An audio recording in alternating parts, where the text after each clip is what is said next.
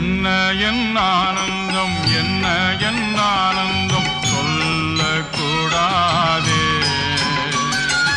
என்ன என் ஆனந்தம், என்ன என் ஆனந்தம் சொல்லக்கூடாதே.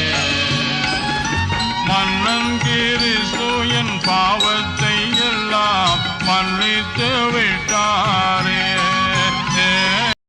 வெண்ணங்கி பொன்மூடி வாத்தியம் மேல் வீட்டில் ஜெய கொடியுடனே மண்ணுலகில் வந்து விண்ணுலகில் சென்ற மன்னனை ஸ்தோத்தரிப்போம்.